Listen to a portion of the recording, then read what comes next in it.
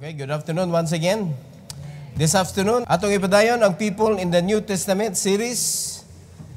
And we are still in Jesus Christ number 29. And we are still in the manifestation of the earthly life of Christ. Ika-29 bisad. Sa di pa ta mo padayon, mamarog ta, mag-ampo ta, please. Most gracious Heavenly Father, we thank you, Lord, for this afternoon. I pray that you will bless each and everyone's heart. Prepare it, O Lord, sa pagpaminaw sa imong mensahe. Tuguti, Amahan, nga mapanday ang among kinabuhi, nga masibo sa imong buluhaton. I pray that you will be the one to take care of our spiritual life and allow us, O God, also to do our part to study your words, O Lord, heartily and willingly, so that we will be able to represent you to the world, O God, and the message of salvation should be preached. I pray that you will allow us, O Lord, to honor you today as we gather in your body, and thank you for choosing us to become part of it. Thank you, Lord, once again, and please empower me today for your glory. In Jesus' name, amen. You may take your seat, please. Ang title ani nga message, mga kaigsunan, is Jesus' Fifth Preaching Tour of Galilee. Kani nga lugar, mga kaigsunan, usa ni ka lugar nga naadiha ang mga imposible nga nahitabo. Mga tao nga mga imposible nga magamit sa Ginoo, pero makita nato how God changed their lives and how God used them.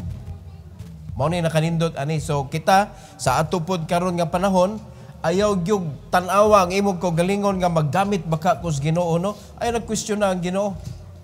God is so powerful that we are going to question His ways and what He can do. Alright? Ang ato lang is to give our life to the Lord and just wait how God will use you. Ma-amaze lang ka, mga kaigsunan, along the way kung giunsa na ka sa Ginoo paggamit. It is not your ability. It is God that will put ability in you.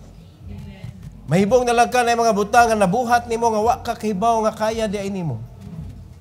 Especially when you are afraid to stand in front of people.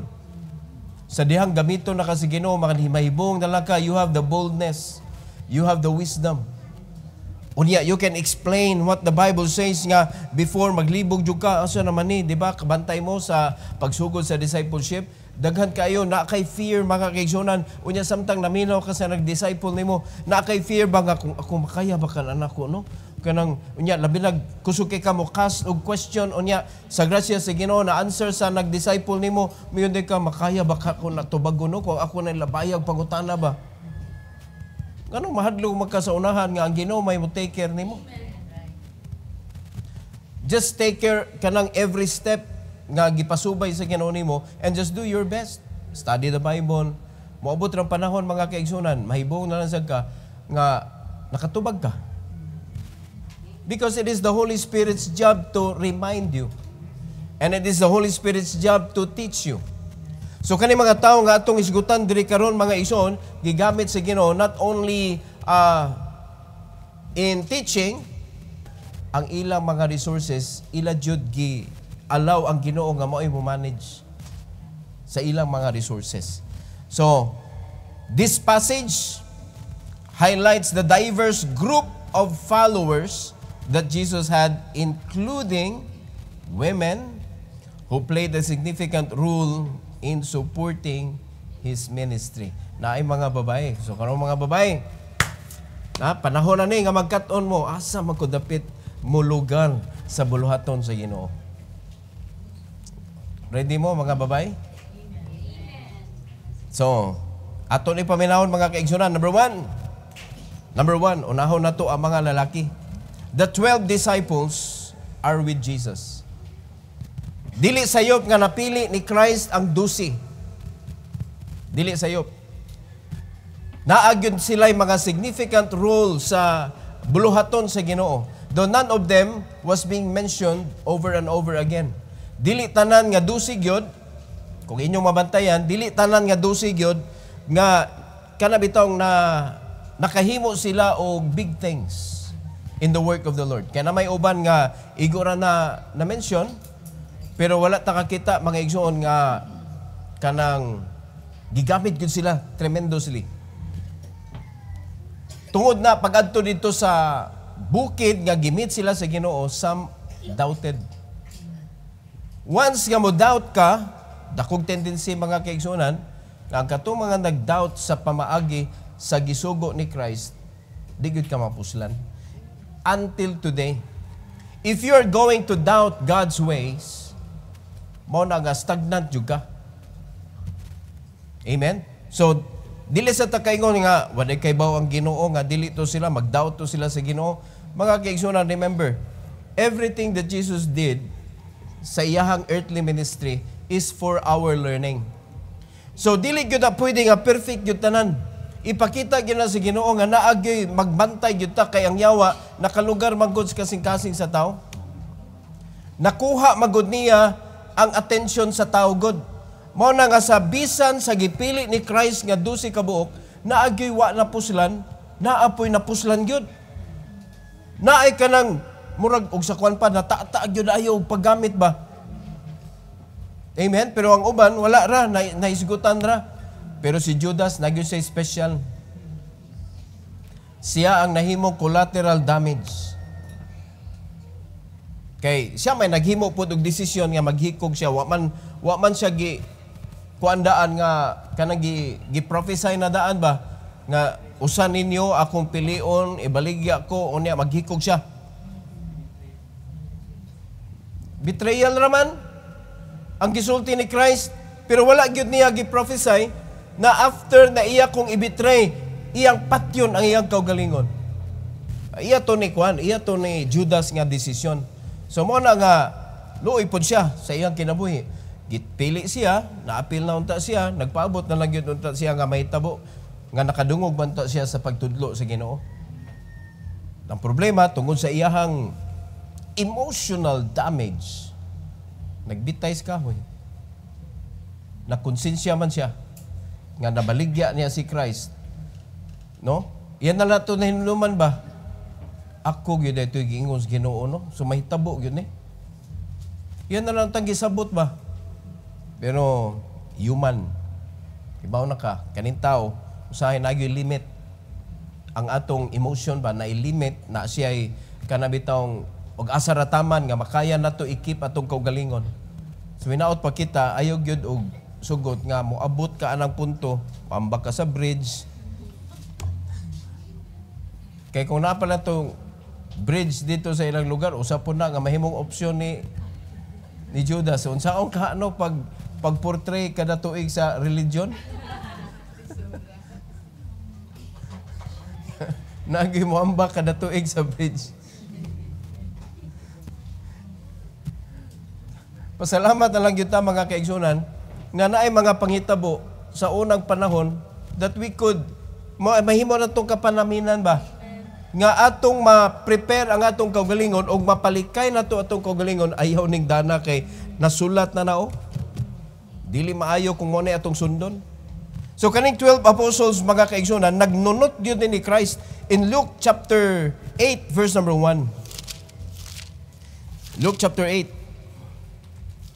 verse number 1.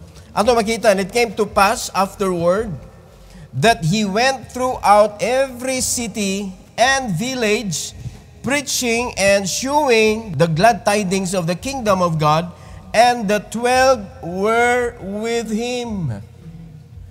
Laliman ka na tanang lugar dito sa Galilee, every city and every village.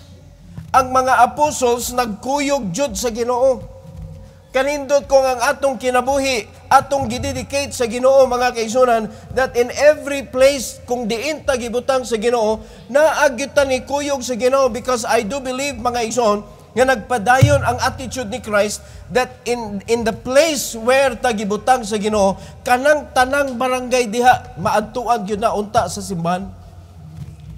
Naagyoy mga tao nga mukuyog ni Christ anang lugar na mga igsoon nga masudlan gyud na og mahatagan gyud sa ebanghelyo. Mao na nga atong gi-desire diri sa Lapu-Lapu that in every barangay naagyod untay men nga mo penetrate anang lugar na together with the Lord Jesus Christ. Kay kita man ang iyahang mga representante diri naagyod untay men nga ni kuyog ni Christ anang barangay to take care of the people. preaching the gospel of the Lord. Ug dapat dili gyud mulugak sa pagnunot. Hello?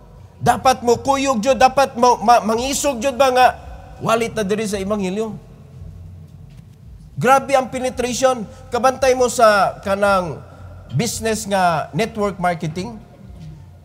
Pag ilang ipenetrate ang lugar, mga igsoon, magtinabangay sila, magpenetrate diha, maghimo og network. Nakabantay mo, paspas kay mo grow ang network marketing. Connecting people to people. Karon ang Lean and Green nagpenetrate sa Mindanao to aras Mindanao sila karon. Connecting. And that is the same concept gikopya na nila sa discipleship. Gikopya na nila sa system sa Ginoo mga kaigsunan that every Christian makakonect siya dito sa next person nga samtang nag-connect siya ni Christ, nakakonect siya dito, hantod nga mo connect, hantod managhan. Nga ang ilang source nga gisuyop sa ilang knowledge is from God. Ingon ana dapat ang na-program sa atong utok mga igsoon, mununot jud ka. Kuyog jud ka. Then daghan mga tao makadungog sa ebanghelyo, daghan mga tao makadungog sa kanang kaluwasan. So, daghan maluwas. O daghan mahimong capable to continue sa buluhaton sa Ginoo. And praise God for the 12. Dunay usa ani nga gigamit sa Ginoo in a special way. Pero tanawa, sugod sa 12. Hantod karon nagpadayon ang pagkatag sa ebanghelyo. Mahimo lang ng stagnant mga kaigsunan if the Christian will not adapt the way Christ wanted the church to do the work of God. Mas stagnant na. Muna daghang mga Kristohanon kutubra sa iya ang ebanghelyo, wala na gid niya napasa ngadto sa uban. Kaya ang iya rang make sure nga musimba siya, magbasa siya Bible, magbinutaan siya, niya pagkahuman namatay siya. Pag-abot sa langit, way reward siya. Unya mayon din siya nga, uy kato di ang ako mga nindot nga mga binuhatan di ay. O kuyaw pag ingnon kas Ginoo, okay lang nimo man. Di ka kasud. Mo nay kuyaw. Ay butan na to nakasud yun. Unsa may reward si Ginoo nimo nga wa man kanituman sa iyang gisugo? Di ba? Ang gisugo sa Ginoo simple kayo, pangita ato mga kalag nga nangawala. Dad-a sila nako. Simple kayo pero wa gyud nabuhat. Mo na nga niuli ka nga empty-handed. Ang reward mga igsoon nga madawat nato dito sa langit, ang matag kalag nga madana to sa ilang sa Ginoo, ug nakadawat sa ebanghelyo naluwas, maunay rewarding kaayo. Makadawat kag corona ana dito sa langit. Kanindot naman lang igsoon nga igabot nimo didto, daghan naman nga gikupta nimo ba niya. Kung imong imagine lang ba, ikaw may nasa unahan, unya ga connect dito. Lo kalapad na bali ani ako. Wala man kakaila tong uban. Pero tungod kay na soul winning, na disciple sa imo mga gipang disciple, na connected siya nimo. Makadawat gyapon kag reward. Ngunit nakanindot. Pero kung ang Kristohanon maghilom ra, igabot nimo sa langit paghilom po dito. Muhimaya biyatas Ginoo sa judgment seat. Unya wala kay imuha, empty-handed ka. So, atong i-desire mga igsoon kanang gibuhat sa mga apostles that in every city and village magwali, magpakita sa nindot nga mga plano sa Ginoo sa kinabuhi sa mga tao. The invitation is still the same. The kingdom of God is ready for the people. Wag hantod karon mga kaigsunan, every person that will be saved, God is preparing a mansion for you. O ikaw nga giandaman na kag mansion sa Ginoo, ang ingon sa Ginoo, samtang mag-andam kog mansion, ina pa tong uban dito para maandaman pud nako og dapit. So, keep on going. Keep on preaching. The mission is still the same. Go and preach the gospel of the Lord.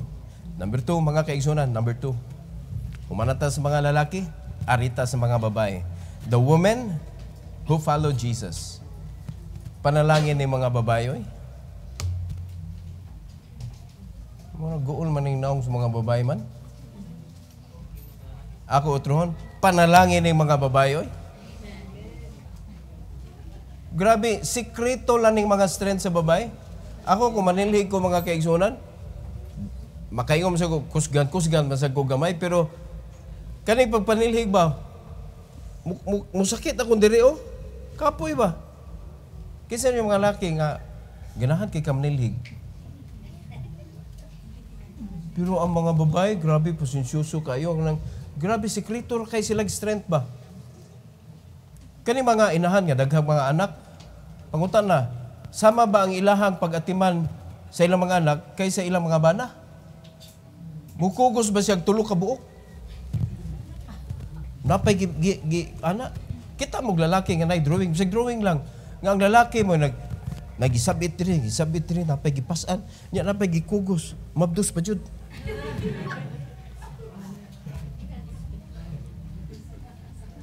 Nakita mo, anak? Ang punta na ba asa ang bana ni? Ngano ka productive unya out of the picture man ang bana? Sekreto kay kusog ang mga babae. Kuan sila ba kanang tingali sa patience ba, no? Tingali sa patience. Pero ang mga lalaki kanang dali kuan magudta, quick to decide, quick to move, quick. Dinagko ba? Na kundi pala pasensyoso ng mga babae, bungkag lang pinig mga iso. Ang kuyaw lang ng lalaki, kung mo decide kay bungkag na jud. No, kay babae, kung ano sad sila kanang impulsive ba? Impulsive. Sila man ay kusog kayo mo attempt o guba, pero ang laki kay di ko. Di maguba. Moro siya na nakanindot. Mo na match gyud mga kaigsunan. So isgutan nato ni mga babae. The woman who followed Jesus. In Luke chapter 8 gyapon verse 2 to 3. The Bible says, and certain women which had been healed of evil spirits and infirmities, Mary called Magdalene, out of whom went 7 devils. Kita pa'y patanaon ani mga kaigsuonan, di ni magamit sa Ginoo mga gipangyawaan man din mga bayhana di ay. O kay imagine, kaning babae kay ngawa pa na yawa pirti na magkuyawag masuko. Samot nag mayawaan. Ang nakabantay mo sa kaning mga asawa mayawaan, kuyawan ba na oy? Di ba? Bisan sa ni mo may di gyud kay nayawaan man. Kuyaw kayo, dahil mga babae, nayawaan, ayaw hook me, mga igsoon. Nag-follow sa Ginoo, nagpagamit sa Ginoo. Nga para sa uban, reject na nga mga kababayanan, pero nagpadayon, nagnunot, nagsunod sa Ginoo, mga igsoon. Mary Magdalene is one of them. Unya nakita na nato nga naay mga Pharisees nga gikuan pa si Christ gi-question ba?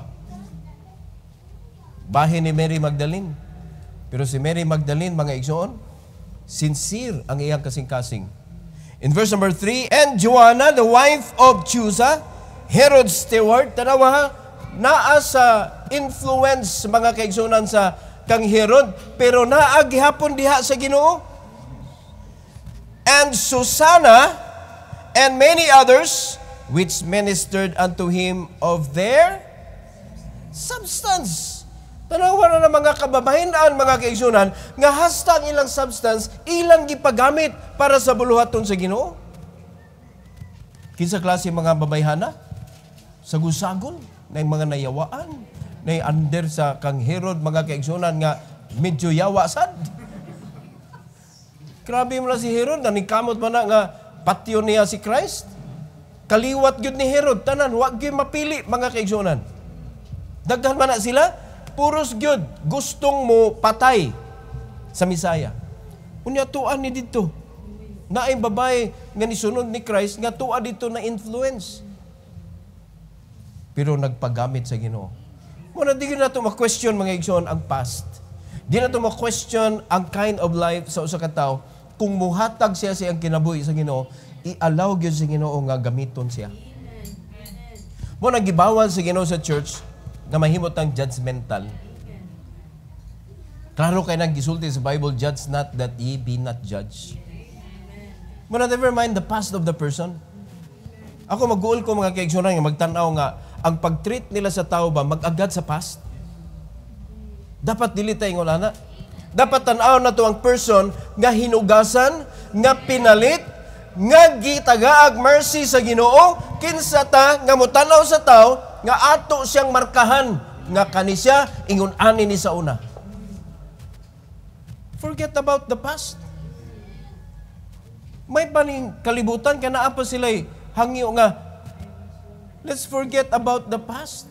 I was wrong when I hurt you. Ingon na, ang kalibutan na sila, kasabot sila anak, mga kaigsunan, dapat kita mas makasabot ta.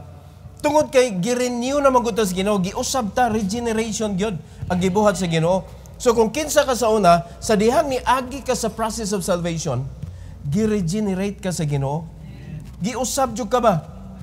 Pero mga Kristohanon karon naguba ilang kinabuhi, aw ilan ang mga desisyon nga gibuhat, wa sila ni sunod, wa sila naminaw sa guidance sa Ginoo that you are now a new creature. All things are passed away, behold all things are become new. Unya wa man nila gihubo ang karaan, so naglisod sila sulob sa bag-o. Process man na. Muna ang kay kamalipay, naluwas na ka. Praise the Lord of your salvation. So, now, para ma-enjoy nimo ang full potential of being saved, listen to what the Bible says. You need to put off the old man, the old conversation, the old desire, everything that is old, mga kaigsunan. Imo nang hubuon so that you could put on the new man. Nga mo prepare sa Ginoo for you. That is written in the Bible.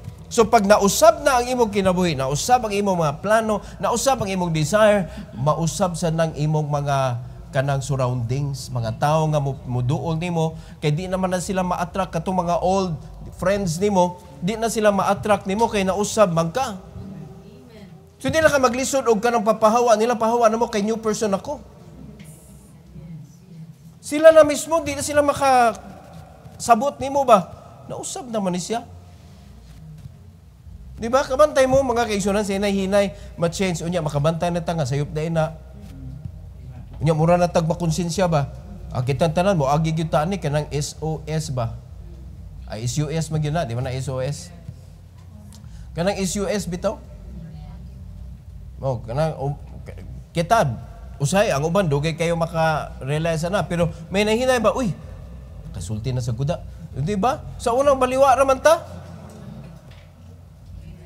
Ya ato pamagilang dipinsaan, di maguna kuan gud. Di oy original na tulog yun na sila, Jesus Maria Josep. Ang kinaraan na tulog yun na Jesus Maria Josep. Kano sa man manggawas, sa nakuyawan, silang naglagot, silang wag kalabutan sa Ginoo ba? Unya kay sa unang panahon mo na kumpleto man na, dugay kayong process ba? Pero karon tungod sa technology na instant na. So 3 in 1. 3 in 1. Wala, magtimpla kape sa una, kape. Pagkahuman, asukar. Pagkahuman, creamer, kutaw. Mga iso, dugay kayo. Karon, ablip. 3 in 1. Sus. Wa na si Jesus Maria Josep. Giusa na lang. Oh. That is using the name of the Lord in vain.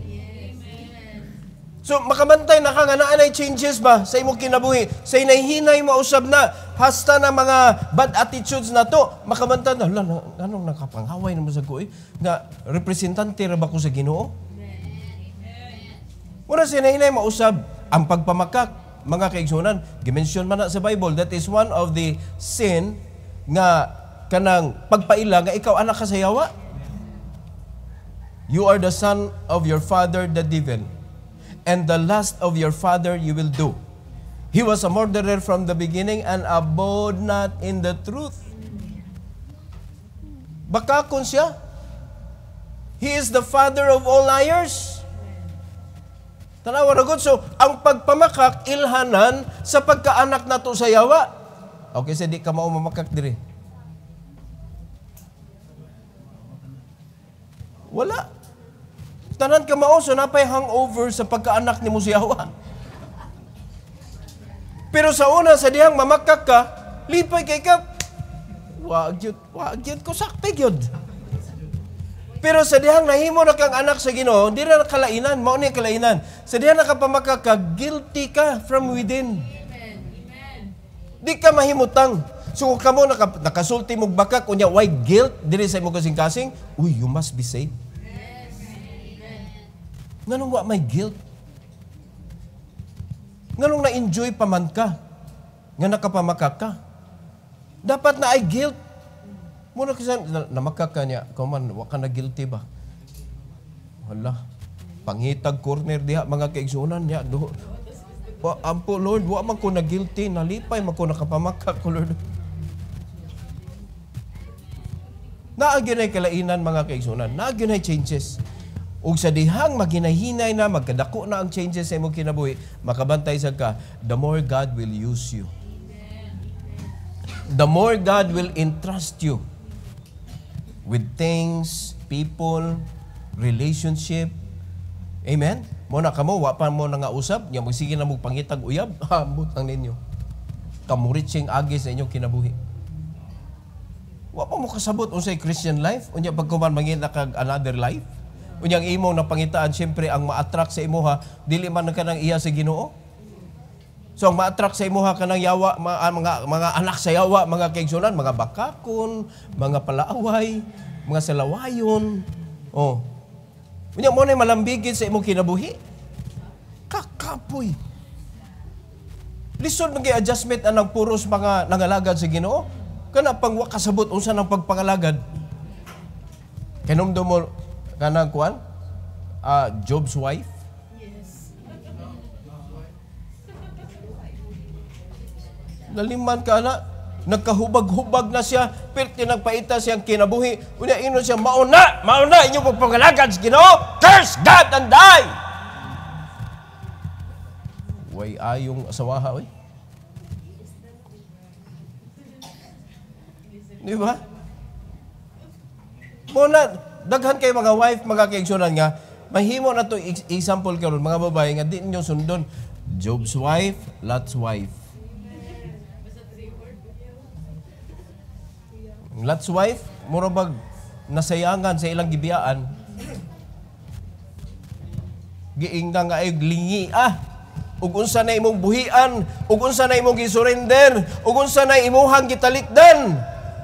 Ayaw lingi kay sala na nahimo siyang asin.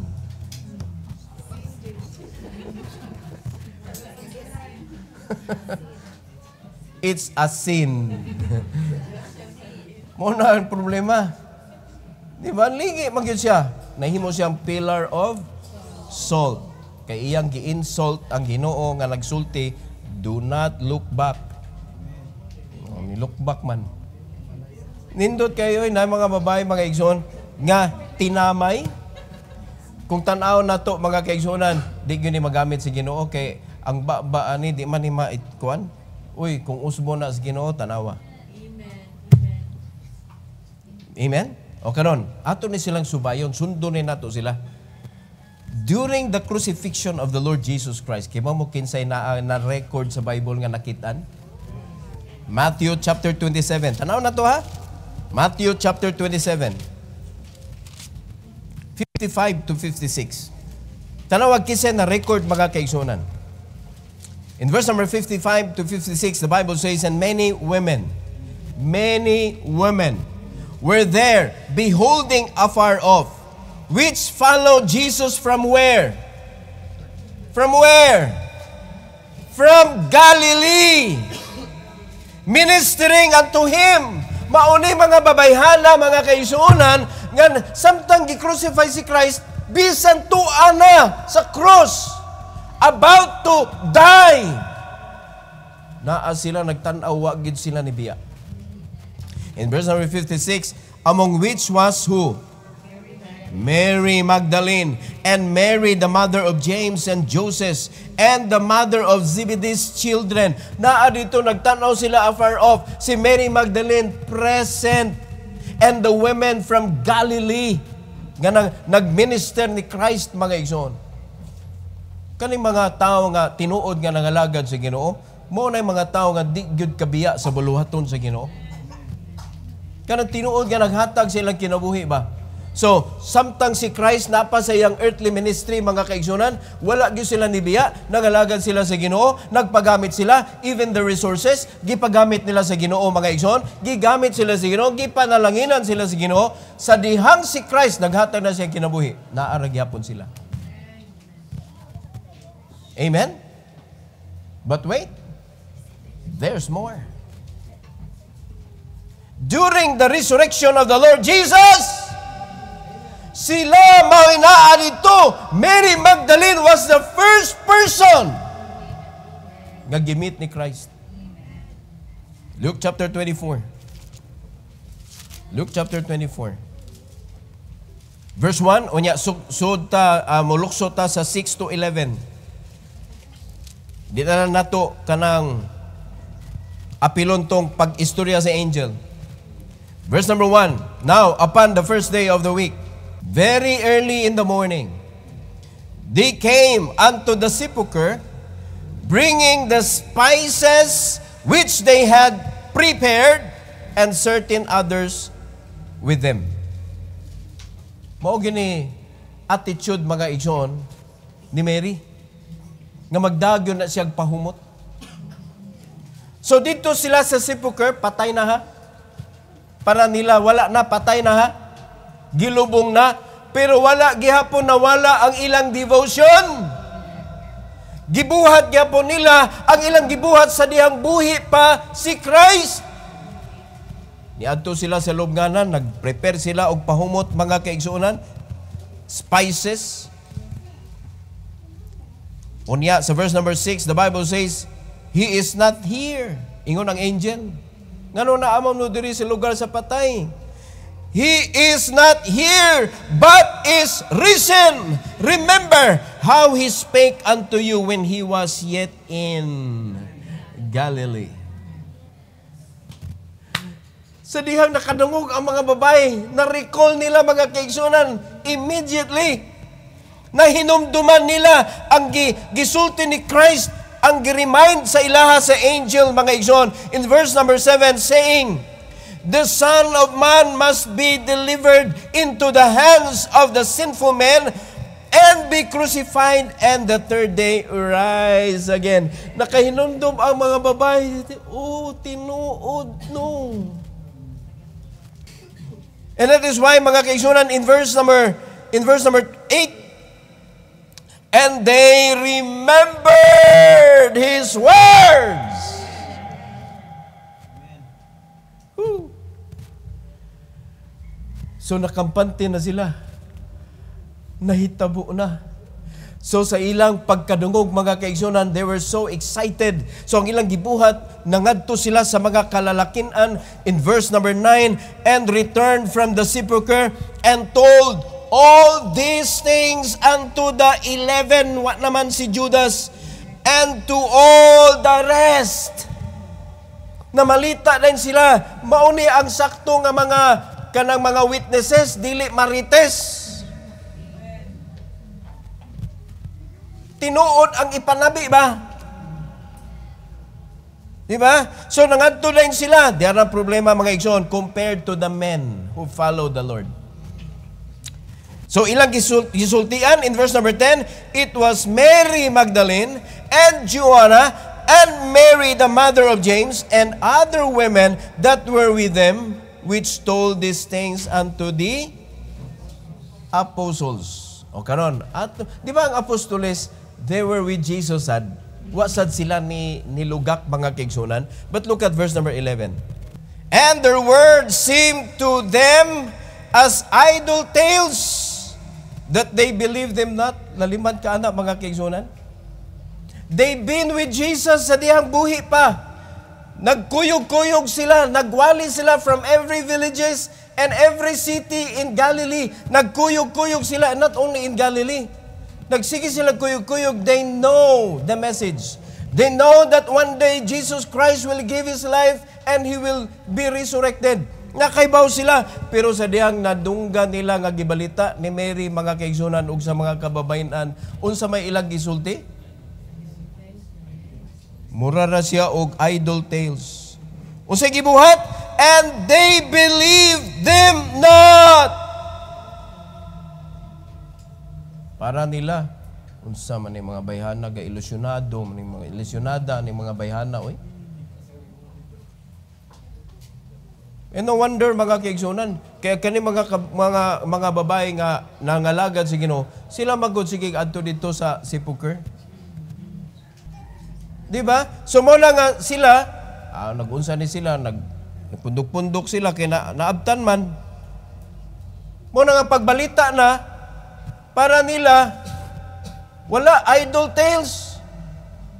Okay ba mo unsa asa na nabilong ang idle tales? Jack and the Beanstalk. Tinuod ba na? Nga naay beans nga niturok, gamay kayong lison, yung niturok niya, abot dito sa langit. Niya pag-abot dito sa langit na ay higante dito nga nagpuyo di ay. Nga perting sukua kay dito din nagikan ang beans. Idle tales, wag gyud ka matuuran. So ilang gipaminaw na bilong dito para nila, mga kaigsunan, unsa man ni si Mary, oy kamo mga babae ba? Pero si Peter mura man siya og mura siya og na puzzle ba? Na trigger siya. Kalit siya barog, mga kaigsunan, dagan siya dito sa sepulchre. Pagtanaw niya, tuwa naman dito ang gisulob ni Christ, nakapilo naman. Ang gisulti sa Bible, wondering in himself. Wondering in himself at that which was come to pass. Wag yun siya naka-realize, mga kaigsunan, sa mga panghitabo. Mo nga atong di na to dili na to ma-underestimate kani mga babae nga nagsurrender sa Ginoo. Nga naghatag, nag-devote sa ilang kinabuhi ngadto sa Dios. Usahay mao pa ni ang monunot gyud hantod sa katapusan kaysa mga lalaki. Mo na magpasalamat ta, mga igsoon, nga kani si Mary Magdalene nga possessed with 7 devils, unya prostitute, ginatamay sa mga tao, sa mga Pharisees particularly, pero tanawa, luyo sa mga pagtamay, si Mary Magdalene, maoy nakitaan. Maoy nakitaan during the crucifixion, na ay record, mga kaigsunan, na ay record during the kanang resurrection. Si Mary ang pinaka-first person nga gimit ni Christ. Mo na nga usa kay gayon, mga kaigsunan, dito siya sa lubnganan. Ingon si Christ, kinsa may imong gipangita? Una ni siya nga, ang akong master na wa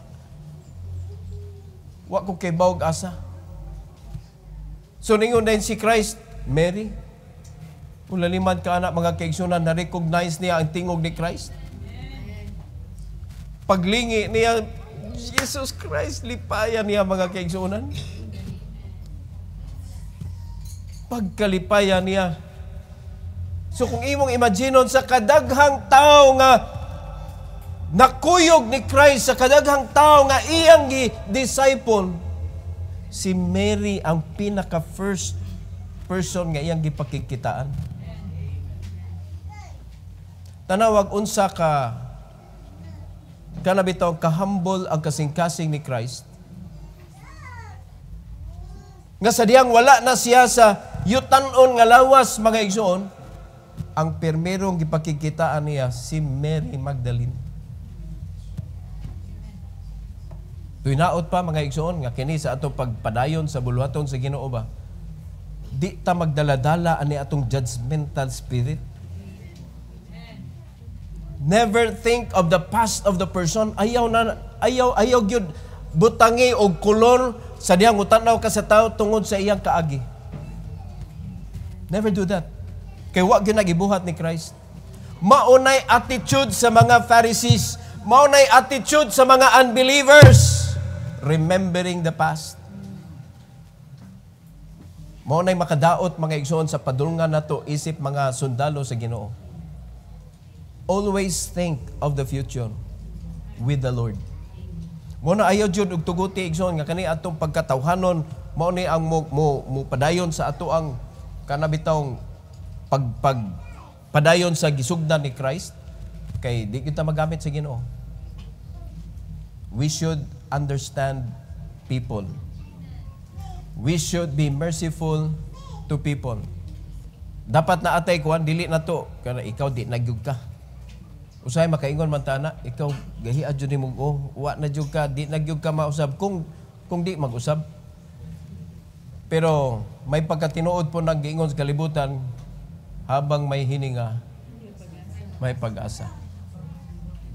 Naay pag-asa samtang buhi pa ta. Naginhawa pa man ta. Labaw na mga Kristohanon. Kung nituo sila anak mga igsoon nga walay Kristo, ila nang gibuhat nga pamulungon nga dili in connected with what the Bible says, kita we have the Bible. Wa patagihipo sa Ginoo. Naa pa say plano sa atong kinabuhi. Muna kita nga mga alagad sa Ginoo na may gahig-o nato, na apoy humok-humok og o, na apoy nahiyo murag way suod. Lain-lain ba? Lain-lain. Di ba? Ato nang i-realize mga kaigsunan, oy buhi pataw, apatay pusa sa Ginoo. Kung tinuod ka nga luwas, unya gaginhawa pa ka karon. Enjoy the mercies of God. And understand His plan for your life. And know how God will use you, mga igsoon, by obeying His voice. Sa hinay-hinay, masabtan nimo, this is God's plan for me. Mabito na ang kanang mga dalaga, giingnan gyud sa pulong sa Ginoo mga kaigsunan. Dapat kamo ang inyong hunahunahon si Kristo. Dili lalaki. Si Kristo. Para dili ka mailad sa yawa. Di ba? Sakto gyud na maghuwat ra gyud ka sa kabubuton sa Ginoo. Maghuwat ra gyud sa kabubuton sa Ginoo because God's will is the best. God's will, mga kaigsunan, kung mo na ikauban nimo sa imong kinabuhi, bisan pagpaagion mo bagyo, bawd, nga taman sa ginhawa, mga kaigsunan, or linog, unsa pa diha, baha sa kinabuhi, nagkinuptanay, gihapon mong malipayon. Pero kanang pinili ra nimo dito sa kalibutan, maunay number 1 nga mo criticize nimo. Maunay mo ingon nimo, maunay klase nga Kristohanon nga kuan pangalagad ka, nga kanang anak kas Ginoo, anak matingali ka siyawa, mo panay mo ingon nimo anak kas siyawa. Mahimo ng problema sa imong kinabuhi. Mo na daghan kay mga Kristohanon wa na pusli because of the wrong person nga ilang gi allow nga mahimong part sa ilang kinabuhi. So, only God can tell us who, can tell us what, unsa nga klaseng panginabuhi, and can tell us when to move. So kung ato lagyong ibutang ang atong kinabuhi diha sa kabubuton sa Ginoo, ma-enjoy gyud nato ang atong kinabuhi isip mga Kristohanon. And sama sa akong gingon kaganina, the full potential of being saved. We are so blessed. We are so blessed. Blessed naman tag, yandaman tag dapit sa Ginoo, pero daghan pa kay blessing nga atong ma-enjoy diri sa kalibutan with the Lord. Just don't stop walking with Him, going with Him. Mga lagad yun. Amen? No, young people, paminaw mo. Target mo si Awa, ba? No? Ayaw ginag-agda ng mga kuwan diha kanang mga outward appearance nga makita nimo. Di ba? Kami mga ginikanan, naaman sad may mga desire kintahay para sa among anak, ingon ana ba? Pero it is not us. It is still the Lord. Di ba? Usay makaingon may ninduta kung ingon ani ang maminyos kong anak ba? Yun ana, kay lisod man yun, ngita kag asawa ka ng pareha sa imong inahan. Wala makita, usar man na. Dili gid pwede, dili kay usar man gud ang tao god. God's will. God's will is unique. Kada usag yun, giandaman si Ginoo og partners kinabuhi. Ha? Hinumdumi ha? Usa ra ka gusok. Walay reserve.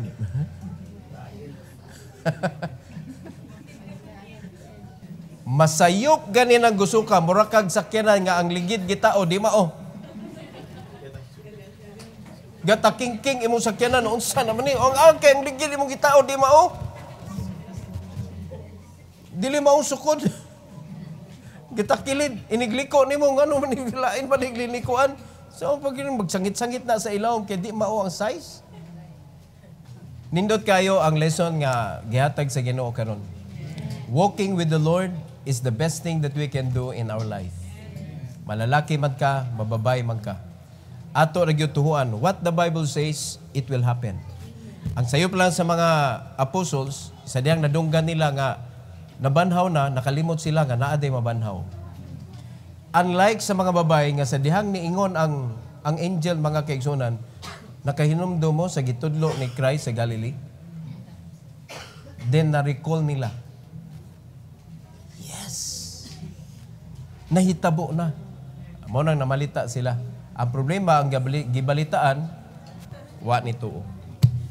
So inaot pa nga ato pagtuo sa Ginoo, magpabiling lig-on mga igsoon. Every head bowed, every eye closed. Heavenly Father, thank you Lord for this afternoon. Salamat kay Lord nga ikaw andam kanunay nga mutudlo namo, mupanday sa among kasing-kasing nga nagluya, wa kasabot unsay buhaton, naa ka kanunay nga mo pasabot and guiding us into the right path. So please help us, Lord, that we could possess an obedient heart as we learn your words, O God, nga maayo gyud ang among kasing-kasing padulong ngadto sa pagkamatinumanon. And thank you for the life of Mary Magdalene and even the apostles nga sa panahon sa imong earthly ministry naa sila nga nakigtambayayong sa imong buluhaton. Ug karon Lord, nindot kaayo ang among posisyon karon kay ikaw nibalik naman sa imong gingharian, and as you promised that all power is given to you, and that power is the power that we are enjoying right now as we serve you, O God. So please help us nga dili kanamo kanang isalikway sa among kasing-kasing. Dili kanamo ipadaplin lang sa among kinabuhi, kundili himuon kanamong sentro gyud. Our desires, our service should be for you. Thank you, Lord, for this invitation. And please bless this invitation, O God. Prepare the altar for your people, that they will come, honoring you, thanking you for what you've done for us. And please, Lord, allow each and every one to become a useful vessel sa ministry nga imong intrigo namo karon. Let this be done, Lord, for your glory and honor. In Jesus' name, amen. Karon, gistorya kasi Ginoo mga kaigsuonan.